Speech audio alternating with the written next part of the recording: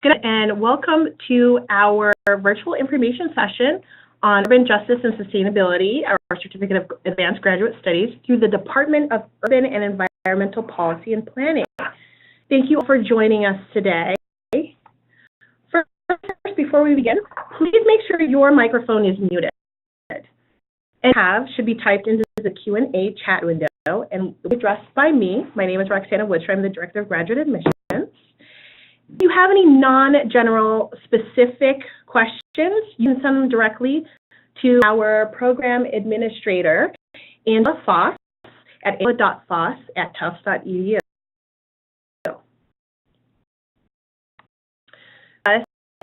Dawson Hollander, our professor at Tufts University in the Department of Urban and Environmental Policy and Planning. He is also the program director for the Urban Justice and Sustainability Program. And have Professor Hollander introduce himself and tell us about his work, and then we will start discussing the Certificate of Advanced Graduate Studies in Justice and Sustainability. But Professor Hollander, please introduce yourself to our audience. Thanks, Anna. Great to be here. Glad to see folks had a chance to log in. I guess I just want to tell you a little bit about my background. I worked as an urban and regional planner for almost 10 years before getting into academia, and I've been at Tufts for about 12 years now. When I was working as a planner, I was very much involved in the profession, American Planning Association and different professional groups. One of the things, though, that as I was kind of pursuing my career, there were very few options. I mean, after I finished my master's, few options for professional development that I felt was really meaningful and certainly that was cohesive. So I've been at Tufts for a while and mainly teaching in the department offers 2 professional master's degrees. We do a master's of arts and master's in science and urban and environmental policy and planning. We do a master's in public policy. But that there's really not much for people after they finish their master's. And, I know a few people who felt like they want to go into academia themselves and get a PhD. But with them, it's like, well, basically, they really just want to teach. They feel like that's the credentials they need to teach.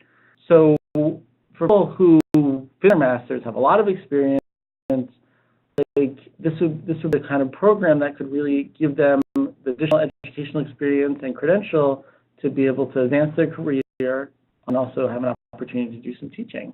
Fantastic. Thank you, Professor. We also have with us a current student in the program, Andrew Reed. Thank you for joining us, Andrew. Can you introduce yourself and tell us a little bit about you? Hi, Andrew Reed, and I'm a career economic development and community development professional. I was most recently the Federal Economic Development Representative for the U.S. Department of Commerce for the states of Pennsylvania, New York, New Jersey, and Delaware. And then my background before that is largely in urban redevelopment and also a little bit of rural development, community health. And, like Justin says, I have a MBA and a bachelor's, degrees both, and was looking for something that was a little more challenging that went beyond that without necessarily having the time to be able to commit to a full PhD that would allow me to learn some more, explore some different areas, and then also, potentially teach somewhat. Okay. Thank you for joining us, Andrew. We'll definitely come back to you and ask you some more questions about why you decided to choose Tufts and how it's been going in the current program. But let's start with Professor Hollander telling us why someone, a little more in depth, why someone should look into doing C.A.G.S, and then we'll start discussing what we should do our specific C.A.G.S. Professor? Yeah, so, the master's is considered in the field of public policy and planning to be the key credential to achieve professional status. So what you see is that people will make that investment. They'll sacrifice and maybe even borrow money to do it. And people will get that master's and they'll get that and they'll have their career. But then what happens is that as they often will be looking for additional training And other fields in education, for example, occupational therapy, dentistry, there is this other postmaster's credential, and it's not very common in the policy and planning field. So this is a new thing that we've been doing here at Tufts, and a couple other institutions have done it as well, and feel this as a practical alternative to PhD for already with a master's, interest advancing. I mean, we've had some interest also in the program as a way to pivot. So for someone maybe has a master's, they already have professional status in one area as a way to pivot and maybe focus on something slightly different. So this is a great way for someone who's maybe changing careers or maybe doing a little bit something different in a career they're already doing. Yeah, the reality is that doing another master's degree is a big undertaking, and if you already have a master's, that's something that I rarely advise people to do. I think that this is the kind of program that offers a really real alternative to getting another master's. Great. So move on to our specific C.A.G.S. Why don't you tell us, Professor, a little bit more about the elements of the program and what a student would be doing within the program if they enroll? So it starts off, the cohort that we're recruiting for now, we call the 18-19, so 2018-2019 cohort. They'll start this summer. It's the 3rd of August, and it's 1 full week on campus.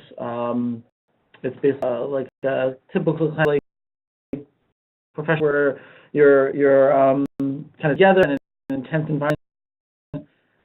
This is a chance to get to know each other, get to know the faculty. What we did last summer is we had everyone meet their faculty mentor. It's a chance to orient to like the library resources, the different data and analytical labs on campus, to have access to remotely, and to start your kind of year-long project that's going to be kind of a focus of your academic inquiry. So that's the first summer. Then during the academic year, the fall and the spring, there's 2 pieces, which I'll go into a little detail later, but the directed study working with the faculty mentor, and then there's 2 online classes each semester. Come back to campus again the following summer for 5-day intensive. I just want to remind our audience that if you have any questions, please type in the Q&A window, and I will ask Professor Hollander and our student Andrew Reed to answer the questions for us. So, Professor, is this a full-time program? So can someone work and do this program?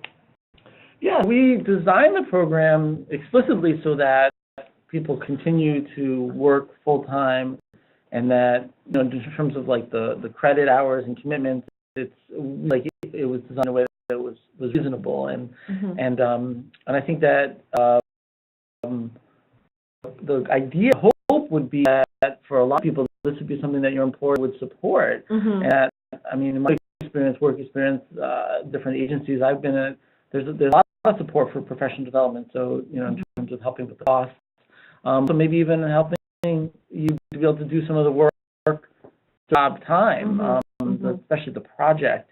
And I'll talk about it a little bit more. Okay, great. Just a quick question for our student Andrew. Where in the current timeline of the program, and are you currently working at the same time? We're going in. We're almost finished with the 2nd semester, and I'm now focusing more on my independent project, finishing that up between now and the end of the program in the summer. And balance, I actually, when I started the program, I had a full position, and I actually have changed positions since I, started, and I'm balancing some consulting fellowships as well as the program. Question from our audience: do most participants have a city planning master's degree? The average age? Where in one's career is the typical student? Who measures success after leaving the program? Those are quite a few questions all at once. I do think we will be answering some of the questions as we go along. But Professor, are any of those questions something we can answer now? Maybe do most students have a city planning master's degree? No, in fact, they don't. And we do actually have some nice profiles. Which we'll get to, yeah. Yeah, you can look at those on the website. Average age, maybe 52, something like that. Wow, okay. And career is a typical. Yeah, I mean, you'll see. Look at the profiles. It does vary. And success. Yes. I mean, we'll get to that, right? Yeah. We'll definitely get to your question as we go through, and we'll come back to it to make sure we answer all the questions you've asked. But those are great questions. Let's move on to talk about a little bit the intensives. Professor, can you tell us what that means and what does it entail? Yeah, so both before and after, people who are students, we have some students who live in the Boston area. That's a normal kind of just you're commuting to campus. We've got this beautiful campus right up on a hill with overlooking the Boston skyline, walking distance to the metro that gets you around the transit. And for the people who are not local, like Andrew, he came up and spent the week here and really got to have a chance to see the city and meet folks. It was really, it's neat for those people too. So there's a kind of cohort building dimension to the weeks, and but there's also content. So we there's some reading, there's some writing assignments, a chance to learn some new skills. Particularly focusing on set of interested students, but we also have some particular library research stuff, geographic information systems, big analytics, but kind of responding to the interests of the cohort. Great. During the summer intensives, are they taking class all day, or do they get in the morning and then there's networking in the evening? So what is the format when they're on campus? So the format that we used was 10 a.m. to 3 p.m. With a break for lunch, and we didn't really last summer have any evening activities, but the feedback from the cohort was they thought that would be nice to have maybe 1 or 2 nights. So we'll do that this summer. Well, that's fantastic, because then you take feedback from your cohort and then you adjust the program accordingly. Yeah. That's so good for especially working professionals to do, so to incorporate into what they're interested in. Yeah, and I think it's useful to emphasize here that this is new, and we really made an effort to try to keep the cohort small, and our intention for this incoming group as well, to work some of these kinks and to try to kind of get this right, and then down the road we imagine this to be a larger program with bigger impact. Great. And we have a question from the audience, and it looks like we have a UEP public policy alum with us. Welcome, Erica. She asks, is it possible to do the program more slowly? In other words, take the online classes one per semester, with more time to do the independent project. And that is possible. We kind of designed it so that you kind of go through as a cohort, but the reality is that that's not always ideal for everyone. So yes, there is that flexibility. Great. Hi, Erica. Okay, so let's discuss the 4 online courses, Professor Hollander. Can you tell us a little about what they will have when they're in the courses? So just to kind of highlight the directed studies, that's really working closely with the faculty mentor. The fall semester is kind of essentially designing the project, and then the spring semester is executing it. I think that we have a slide actually where we can go a little more detail into that. Yeah, so I'll go into that. Yeah, we'll go into that. But in terms of the 2 classes, they're really trying to introduce everyone to some content, some really kind of new cutting edge stuff that you probably didn't study before, and it's a chance to kind of get some of your knowledge and skills up when you're in the program. Great. So let me ask a question of Andrew. And how has it been for you to be taking coursework online as opposed to maybe being in the classroom?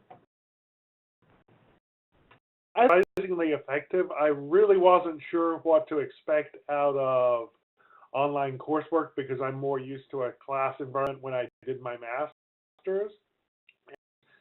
We have very free-flowing dialogue, and we do most of ours through WebEx.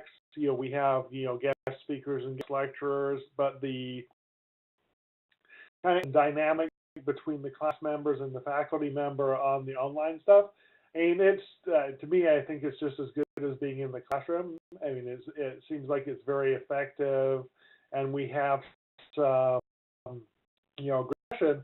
The fact that you can actually see your fellow cohort members when you're talking, and see body language and gestures and things like that is also really positive. It's not a really kind of an anonymous environment, and it's also not one where you can hide in the back of the room and not say anything either. Mm-hmm. Andrew, when you need to correspond with your advisor, have you found, because there's online courses, has it been easy for you to interact with your advisor when you need to? I need to interact both with the professor for the online courses, and then for my independent study, my advisor, we use the same method. We typically use, WEX, and that way we can interact face to face. And for someone like me, where, for anyone out in the audience, I'm based down in Philadelphia, that actually being, very effective for me working with my advisors when I'm working on my independent study project, even though I'm at a distance. Mm-hmm. Okay, great. So have you done the on-campus portion yet? I did first on-campus. Okay, good. Back in August, with the rest of the cohort.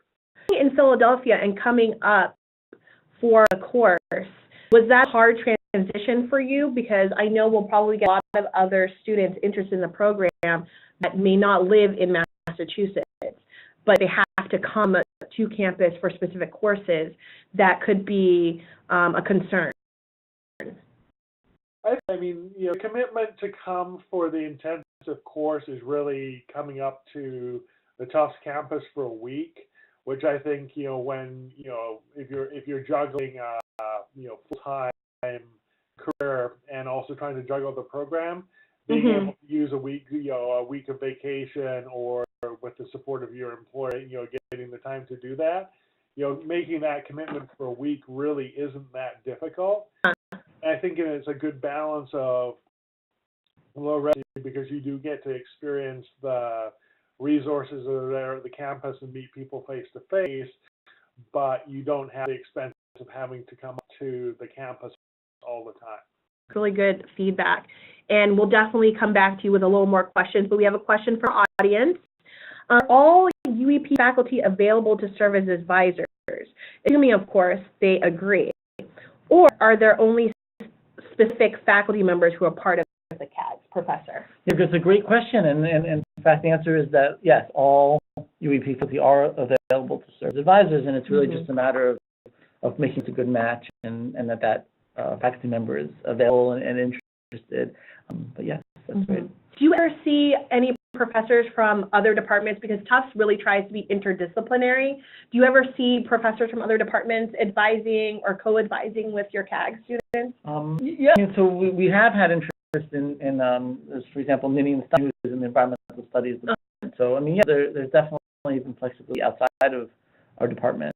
So Fantastic. That's really good to know. All right, let's discuss a little bit the directed study. Talk to us a little bit in depth, Professor Hollander, about what the directed studies entails and what a student enrolled in the program should expect.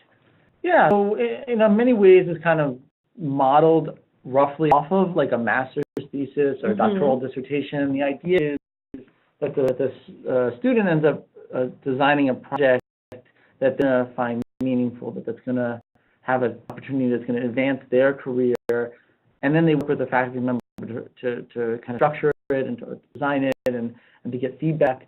So you don't have to be in Medford and Boston to be able to work with the faculty member. It could be email, phone, right? So, and I mentioned this earlier, but just to emphasize it, and this is also, the hope is that it's something that you could make connected to something you're doing in your work, that ends up being something that advances your career, directly, and being something that you can work on during work hours as well. Awesome. And you, Andrew, have you started on your directed study, or what have you thought about you would like to do in terms of your directed study? Well, into my directed Fantastic. project, I'm actually doing my directed study project in Austin, Texas. Wow. I'm working with the University of Texas's Dell School of Medicine, the Capital City Innovation, which is their innovation district nonprofit, and two of the health systems on evaluating and addressing gentrification issues that innovation-based economic development potentially causes to communities and low-income neighborhoods that are adjacent to the areas on the other side of the interstate. Techniques and strategies for helping to both kind of mitigate those and help raise the economic floor in those neighborhoods so that more residents can actually remain and not be pushed out by economic growth. I've spent a little bit of time down in Austin, and I work with a lot of community partners, anywhere from the mayor's office and economic development department to the universities, the health systems, nonprofits, and the faith community to really get into and dig into and address those issues. So it's been a great experience. That's it, Andrew. Thank you for sharing that with us. Do you have additional to add into about the discussion about directed studies, Professor Hollander? No. Yeah? Okay. So, weekend profiles, and we are so thankful to have Andrew with us because it sounds like his work is so fascinating. This also answers one of the questions that we had earlier about what type of work our students are doing and what type of positions they have been promoted into after doing this C.A.G.S program. So, Professor, you know your students. Can you talk a little bit about where your students are working, if they're currently working there, and what you know about in terms of what their missions are in terms of their career after doing this program? So I mean, just in terms of the first student, she's the Executive Officer of Housing and Economic Development for the state. She worked as Secretary of Housing and Community Development Office and is very much involved in high-level, state-level policy development and really exciting position.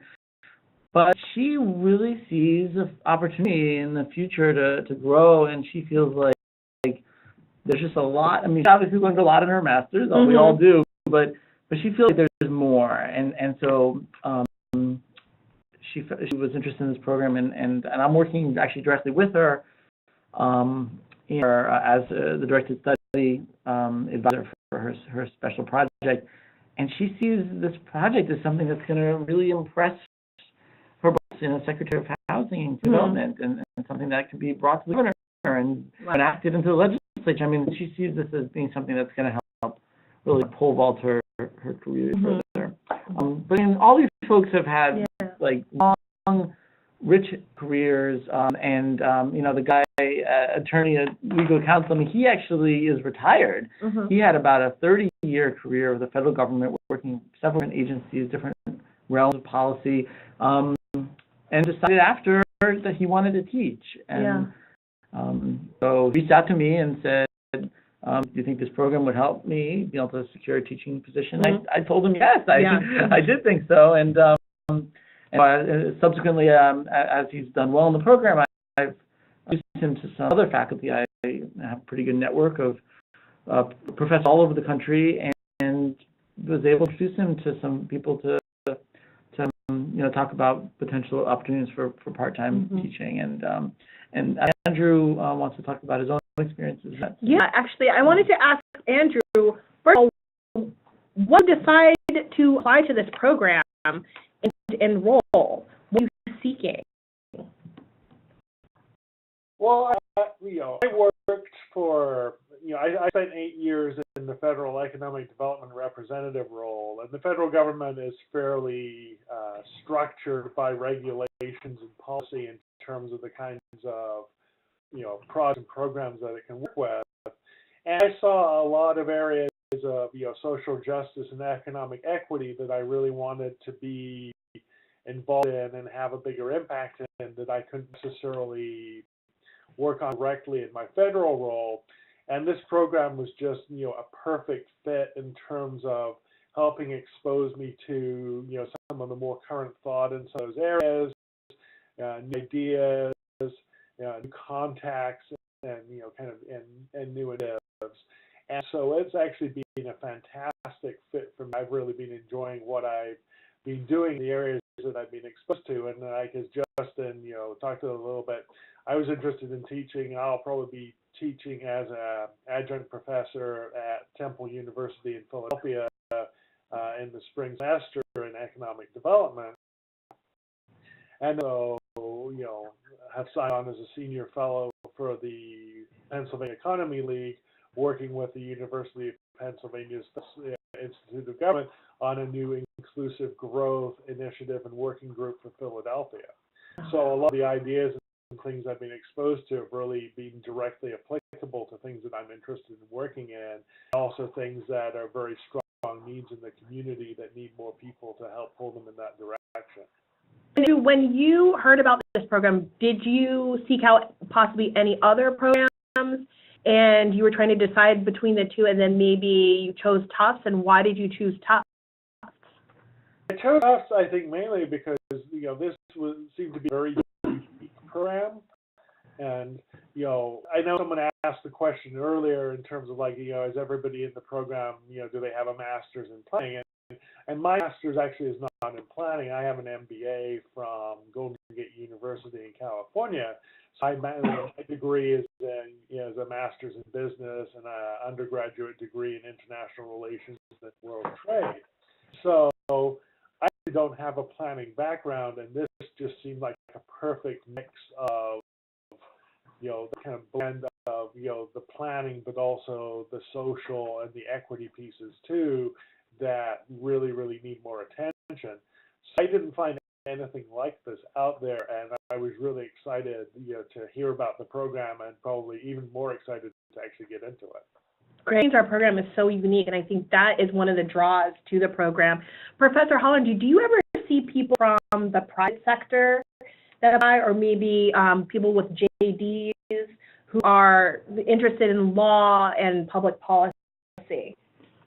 Yeah, we definitely have had people, nonprofit, private sector, and we do have a JD who's in the program. So yeah, designing this in terms of kind of internal faculty discussions, we saw an opportunity to not just people who have a professional master's, but also people with a JD as good candidates for this.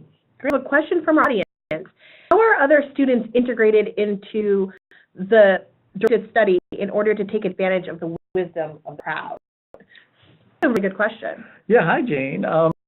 Thanks for the question. So first way it happens is in that summer intensive beforehand. There's a huge amount of discussion, and a lot of the time we're spending trying to flesh out each other's ideas and to get feedback from each other. So a lot of wisdom is generated during those discussions. During the academic year, the fall and the spring, the course in these two classes together, and so there is a lot of discussion and there's a list. So folks are kind of in contact during the year, and then again at the concluding summer intensive, that's when you're again going to get feedback from the rest of your cohort in terms of kind of what the project did and maybe what the implications of it might be. Do you see, for someone that's enrolled into this specifically, we have students in our other UEP courses or other UEP programs in classes with the C.A.G.S students? So we have actually opened up the online classes. So we have usually most of them it's just like a couple non-C.A.G.S students, but those are some graduate students. We actually have a PhD student in nutrition who's in the class right in the spring semester. But yeah, I feel like it's okay to have a couple extra students in those online classes. Get a few other perspectives. Yeah, that's really nice. Okay, let's move on to why do you think people should enroll at Tufts, Professor and Andrew? Like, what about Tufts is the great environment for this type of program? Yeah, well, the Department of Urban Environmental Policy and Planning has been around for 45 years, and we have produced over 1,000 alums who are out there making a big difference. These practical visionaries, and they're just doing amazing things. So we have like really remarkable work, and so it's a great work to join. To be blunt, So it's a chance to kind of be part of that network. Yeah. But that could be also, we're really interesting work. My colleagues are involved in all kinds of cutting-edge ideas and practices that are shaping communities. And so to be here at Tufts means that you're kind of part of that department, part of the alumni network, and then we have all the resources of Year One Research University to go along with that. Yeah, I add, as a person that went to Tufts and now works here, our summer campus is beautiful. It's just so nice to be here in the summer. You know, the weather outside is great. And then on top of that, we have world-renowned professors. I mean, even you, Professor Hollander, you are very well known in your field, and having an opportunity to work with you as a student is one of the highlights of people there in this program. So I think people should definitely take advantage of it if they are accepted, and to pick your brain and discuss, you know, the possibilities for their career. And I think that's another reason why they should join us at Tufts. Yeah. And I can tell you that I do get approached a lot, and my colleagues as well, from people all over the world. They say, I love your research, I've read your books, and I'd love to be able to kind of work with you. And we actually don't have a PhD program here in my department, which is quite unusual in research universities. Focus has always been on the master's students, but when someone already has a master's and has lots of work experience, me and my faculty, we want to work with you. And so this is kind of, in some ways, kind of selfish for me, because it's a chance to be able to kind of work with students who are really advanced and really have great experiences and insights, and to be able to kind of share some of the stuff that I've been learning in my own research. Absolutely. That's great. So can you tell a little bit about the rest of the faculty in the department really quickly, and then we'll move on to discussing the application process. Yes, I could just kind of mention a couple of these folks. So Julian Adjaman is this really neat guy. He has been at Tufts for, I guess at this point, maybe 20 years, and we're now in terms of cutting-edge ideas around food justice, sharing economy, sustainability, environmental justice. So, you know, he's very prolific as well. He's written probably like 25 books on topics and articles, and it's always kind of considered like a big name for this. And so he's a great person to kind of have a chance to work with. Another person I just want to mention is Pando. So his work is very much around the new economy, solidarity economy. He has been doing research and community partnerships that have been trying to reinvent what it means for a community to be successful, to be able to empower workers and to be able to generate new modes of economic opportunity that don't rely on the kind of conventional capitalist system. So really just like out there, and the students kind of get really excited about working with him. That's great. So I mean, and you definitely, each of these folks, they have a website. So I encourage you to go online and learn more, read some of their stuff. Absolutely. And I do want to reiterate, as we mentioned earlier, that you do have access to the faculty in the entire department. So as Professor Hollander has said, you should go onto the departmental website and read their bios, read about the research they're doing, see who you want to work with, and see who you would like to select as an advisor while you're applying, and discuss that in your application, because you want to make the most of the program that you can with our world-renowned faculty, and they're very accessible. Andrew, do you have anything to add about the faculty and how your interaction with them has helped you with your work in the program? I think I've interacted with a lot of the faculty. My advisor for my for my end of project is Michelle Holiday Stocking, and we're on WebEx and on the phone and via email quite frequently. But our faculty as well have been really helpful in terms of providing ideas and input and guidance and contact. And I think is the things that's really nice of this as a new program is that we also have the opportunity for cohort members, hopefully to remain involved as the program moves forward, and kind of build that network of people that have been through this experience as well as the faculty. We do have a question from the audience. It's very specific, so I'm going to generalize the question a little bit. Is it possible to swap in courses or substitute courses if, for example, you've already taken a course just as a one-off? No, I think that, Erica, that's a good question. That, like, in the event that's that class that you've taken, then we would certainly be flexible with that. And so if other people have like similar types of questions, we could look at a transcript and look at the class, and happy to explore ways to do that. Yeah. Yeah, absolutely. We do have a program administrator, Angela Foss. She would be happy to answer any very specific and personalized questions that you have about applying or about the program. So please do email angela.foss@tufts.edu with any specific personal questions, and we will get into those as soon as possible. On to the application requirements. We have our next deadline is May 15th. So we have some core requirements that include the application fee, which will be waived for everyone that has joined us today. So that's awesome. The personal statement, your resume, TOEFL scores if applicable. We do have a wide variety of international students that apply and are enrolled. Your transcripts, they can be unofficial at the time of applying. If you are admitted, then we do require official transcripts. And then one letter of recommendation. So those application requirements, again, next deadline is May 15th. And then Professor Hollander, can you speak to the application? Well, yeah, I just wanted to take a second to just speak briefly on the personal statement. This is really a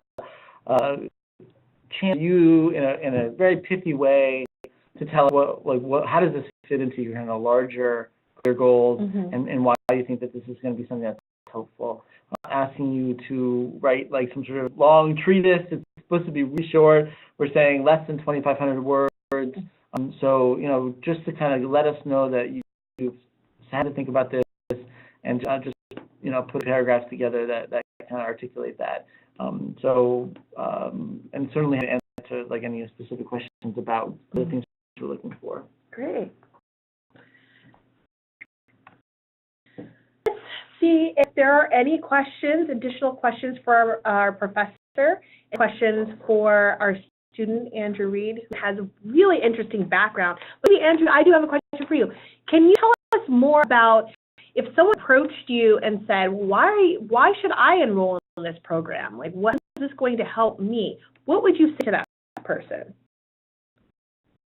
I would ask what their objectives are. I mean, I can really speak to why the program has inspired me. I think that kind of,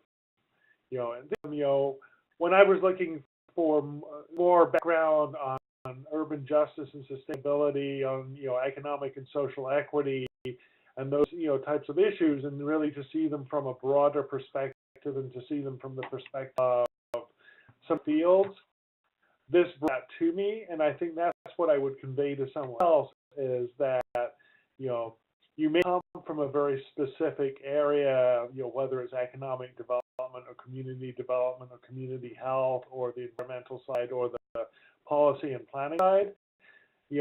This type of program really broadens your horizon and broadens, the way that you see things, because I've learned so many new, kind of ideas and perspectives and seen things from some other viewpoints that I probably wouldn't have thought about before. Once hearing about them became very logical. Those are now things that I kind of carry in my, my perspective when I go to meetings and when I go to bigger initiatives, because I've been exposed to those, points of view and those perspectives and those ideas and, things that have worked well and kind of, also, over the past injustices that I really speak to them in other meetings. So it's really just been kind of mind-blowing in terms of altering my viewpoints. That's mind-blowing. We'll write that down. And for Hollander, how would you measure the success of a student that goes through this program? Like, what are goals for your students? I think that just like Andrew, we're going to of course be sensitive to kind of what they're trying to get out of it. But I think for like a lot of students, it's a successful program if when they finish up that people see them differently and see their abilities differently and see their ability for leadership different, and that opens up new opportunities for them, whether it's going to be in teaching or career advancement in their own field, or if it's like a pivot. I talked to someone recently, and she said that she has a master's, but not in policy, and she's working like a government office. So she wants to switch to do more policy work, but because of master's, she feels like nobody's taking her seriously. So then she gets this case, and then she's going to be recognized as a part of that field, and it'll help her advance. So that's like the big thing. Great. So it's the benefit of an additional credential with having to either go back for a master's or enroll into a full extensive PhD program, which is awesome. Do you have any last words that we want to talk to maybe Andrew about? Andrew, you did mention that you have a teaching position coming up. What level of teaching is that? Because I know, Professor Hollander, you mentioned people go into teaching. Are you teaching K through 12, or is this at the collegiate level? This would be the collegiate level, and I would be teaching both undergraduate and graduate level courses at Temple University in Philadelphia in economic development and in economic development policy and in regional economic development, and just, combining the theory and the practice. So being in this Tufts program opened that door for me.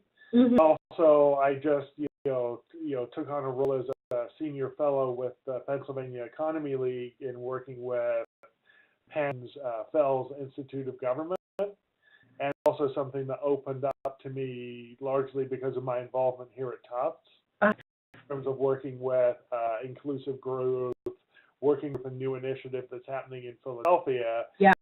Where people saw me in more of a leadership role for that due to my involvement in the C.A.G.S program. And did you find out about this position at Temple? Were you speaking with someone? Were you networking? Justin actually helped me network for that. Professor Hollander, that's awesome. See, connections, everyone. If you work with our UEP faculty, they connect you with some great positions. Yeah. So I already gave my first guest lecture and guest talk, upper division awesome. On economic development and community development finance about 2 weeks ago, and it went really well to the point that they'd like me to teach more courses. That's amazing. That is an opportunity. So, there's a few questions that you all may have in regards to the program. Feel free to type them into the Q&A chat window as we start winding down. Professor, do you have any last words or any information you'd like to talk about that you think is important for our audience to know? Well, let people know that in the event that you're going to be at the American Planning Association's annual meeting in New Orleans in a couple weeks, that I will be there, and happy to meet with you. I'm arranging a little bit of an informal lunch for an interest in the program. So never said there's no such thing as a free lunch. In this case, it's a free lunch. Great opportunity for them to meet with you face to face. It's always great to put a face to the application, for them to ask more questions about the program, to network with you while you're in New Orleans for the conference. And what's the best way for them to set that up with you? Just email me directly. I think my email is just on the screen right now. And those of you who are local, certainly I'm happy to meet here at Tufts in Medford. Or those of you who are not local, I'm happy to set up a time to talk on the phone and answer any other questions. So as we wind down our session, if you have any additional questions, we do have a question about the week-long session in the summer. Do we have actual dates for the August 2018 and 2019 week-long session? I believe it's August 21st, the week of August 21st. Yeah, welcome to also email Angela Foss, and she will give you exact dates to make sure we have those dates correct. Feel free to email us if you have any questions about how to set up your application or to get your credentials in. You're welcome to email the Office of Graduate Admissions. We are always there to help you. And like I mentioned, go to the UEP website. I'll put that back up on the screen so you have the information for you. go.tufts.edu/UJS is our Urban Justice Sustainability C.A.G.S website. Go through it, look at the offerings we have for you, see if you have any questions, and feel free to email us or call us at any time. This is what we do. We're here to answer your questions, to make sure, once you decide to apply, you have everything that you need to know before you enroll. Are there any last-minute questions before we wrap the day? Thank you to Andrew for joining us all the way in Philadelphia. York sounds amazing. I really want to be able to follow up with you and hear what you're doing once you're done with the program. Thank you again for joining us, and especially Professor Hollander, thank you for doing this for our audience. It's always great to have a professor's perspective and talk about the work that they're doing in the programs that they are developing. All right, thanks, Roxana, and great you guys on, and happy to stay in touch. Great. Thanks so much, everyone. Again, keep up with us, send us emails, follow us on Twitter and Instagram to see what type of events we have, and be sure to fill out one of our inquiry forms so you're on our mailing list and you'll find out what events we have when we have another virtual information session. We have one for our master's programs in Urban and Environmental Policy and Planning Department, and we thank you all very much for joining us today. Enjoy the rest of your day.